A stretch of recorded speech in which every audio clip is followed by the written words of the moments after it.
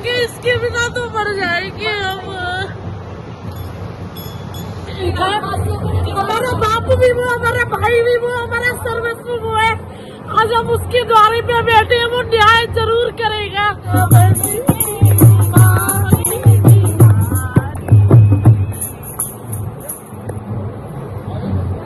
जरूर करेगा।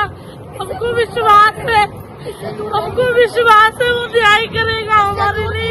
नहीं तो इसको लेके ही जाएंगे, हम मर जाए नहीं रह पाएंगे अपने लाला के बिना। हमको बख्श दो, हमको बख्श दो। गोस्वामी समाज की महिलाओं ने भजन संकीर्तन कर जताया विरोध। आपको बता दें कि ठाकुर बांके बिहारी मंदिर के कॉरिडोर और ट्रस्ट का विरोध करने का नाम नहीं ले रहा है। आज महिलाओं ने ठाकुर बांके बिहारी मंदिर के द्वार पर एकत्रित होकर भजन कीर्तन कर अपना विरोध व्यक्त किया। इस दौरान गोस्वामी परिवार की महिलाएं भजन कीर्तन करते करते रो पड़ी। आप तस्वीरों में स्वयं देख सकते हैं कि किस प्रकार महिलाएं बांके बिहारी मंदिर के द्वार पर भजन कीर्तन के माध्यम से अपना विरोध दर्ज कर रही हैं। ढोलक और भजन कीर्तन के साथ उनकी आंखों में घर बार सब जाने से आंसू भी हैं। गोस्वामी परिवार की महिलाओं का कहना है कि वह वृंदावन छोड़कर कहां जाएं। ठाकुर जी उनके आराध्य हैं। सरकार अपनी हठधर्मिता के चलते वहां कॉरिडोर बनाने पर बनी हुई है। उनका कहना है कि कॉरिडोर बनने से सब कुछ उजड़ जाएगा। उनका कहना है कि व्यवस्था जिला प्रशासन बिगड़ रहा है। उनका कहना है कि ज़बरदस्ती गोस्वामियों पर आरोप लगाकर उन्हें बदनाम किया जा रहा है। उनका कहना है कि हमें ना कॉरिडोर चाहिए ना ट्रस्ट चाहिए। हमने भजन कीर्तन के माध्यम से भगवान से यही प्रार्थना की है कि उनका कहना है कि सरकार ने उनकी मांगे नहीं मानी तो पलायन को मजबूर होना पड़ेगा। कॉरिडोर को लेकर के अब महिलाएं आगे हैं और विरोध कर रही हैं। क्या कुछ कहेंगे आज यहाँ आप विरोध कर रही हैं? आप ये बताइए कि महिला किस चीज में आगे नहीं है। आज महिला समाज में सबसे पहले आगे नंबर 1 पे चल रही है, तो महिला शक्ति सबसे आगे है, आगे थी और आगे रहेगी। आप बताइए महिला किस चीज में आगे नहीं है। पहले घर संभालती थी, बच्चे संभालती थी, आज समाज में संभाल के आगे आगे बढ़ रही है। तो आप लोगों को तो गर्व होना चाहिए कि महिला हमारी सबसे आगे चल रही है। महिला शक्ति है, ठीक है ना। तो मीराबाई जैसी नामी नामी हस्तियां हमारे सामने है, तो हम तो तुच्छ हैं। तो जब वो आगे बढ़ सकती है तो हम क्यों नहीं। कॉरिडोर को लेकर के आप लोग मैदान में हैं, क्या कुछ कहेंगे कॉरिडोर को लेकर? भाई ये कॉरिडोर बन क्यों रहा है, मेरी ये समझ में नहीं आ रही। आप ये बताइए, कॉरिडोर सब जगह बने हैं, क्या वहाँ व्यवस्था अच्छी है? क्या वहाँ लोग बाग मर रहे नहीं है? क्या कल परसों 8 से 10 दिन पहले खाटू श्याम में भड़कम मच गई, जो अभी खाटू श्याम अभी निजी बना है, अभी तुरंत ही बना हुआ है, ठीक है। आप ये सोचिए, आप हमारे हिंदू भाई ये सोचिए, सरकार हमारी ये सोचे कि कभी आपने गुरुद्वारे पे कॉरिडोर बनना देखा? कभी आपने मस्जिद पे कॉरिडोर बना देखा?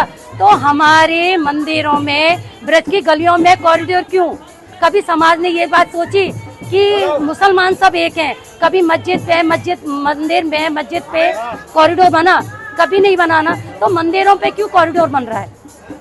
हर चीज का विकल्प कॉरिडोर नहीं है। आपका विरोध कॉरिडोर से है या अध्यादेश से? मेरा कॉरिडोर से भी है, उससे भी है, दोनों से है। कि मैं ये चाहूंगी, देखो व्यवस्था बहुत खराब हो चुकी है। जो सरकार के हाथ में जब से मंदिर आया है ना, व्यवस्था इतनी खराब है कि हमारे घर वाले तो कह देते दर्शन मत जाओ, परदेशियों को करने दो। भाई क्यों करने दो? जब हम डेली दर्शन आरती करते हैं तो हम क्यों नहीं करें? हैं हमसे ये हक क्यों छीना जाता है? आप ये बताइए, सारे गेट बंद कर दिए जाते हैं। तो मेरी सरकार से ये है, मतलब पुलिस वालों से, सरकार से जो भी, कि सारे गेट खोले ना, सब अपने आप दर्शन करते हैं, बिहारी जी की एक झलक पाते हैं, सब निकल जाते हैं। सब अपना भला, सब अपनी सुविधा खुद सोचते हैं। तो सारे गेट खोल दिए जाए।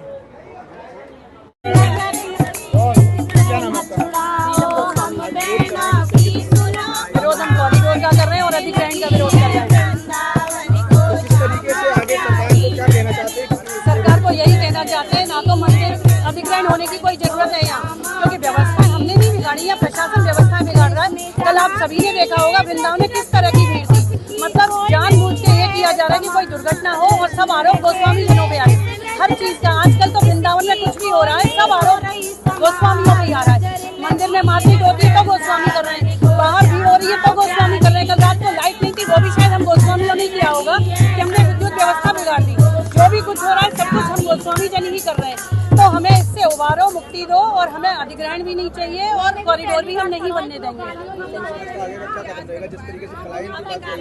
आगे की क्या लगता अब पलायन तो जब सरकार नहीं मानेगी, प्रशासन नहीं मानेगा, अपनी जिद पर अड़ेगा तो कुछ तो हमें करना ही पड़ेगा।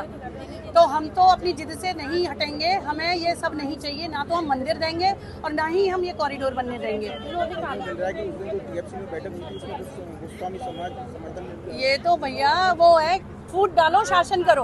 प्रशासन ने रणनीति बना ली है, समाज को भ्रमित कर रहे हैं। कभी कहते हैं कि व्यापारी वर्ग समर्थन में आ गया, कभी कहते हैं कि गोस्वामी वर्ग समर्थन में आ गया। समर्थन में कोई नहीं है, और कोई एकाध कह दे तो उसका पूरा समाज, वो समाज का प्रतिनिधित्व नहीं कर रहा है। ना गोस्वामी समाज में कोई इसके समर्थन में है, ना ही व्यापारी समाज में, सभी विरोध में है और कोई नहीं बनने देगा।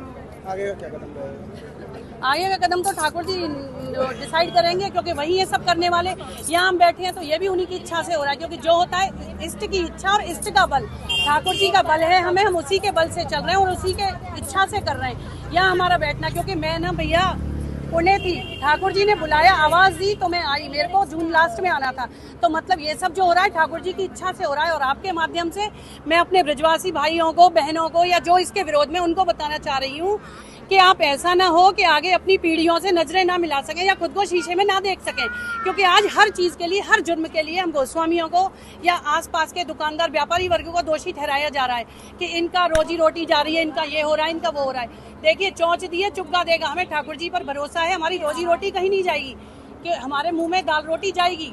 लेकिन उसका ये मतलब नहीं है कि अपने ब्रज का वो स्वरूप बिगाड़ दें या अपना ठाकुर जी हम किसी को दे दें। वो हम नहीं दे सकते, नहीं कर सकते, और ये हमारे आखिरी सांस तक चलेगा।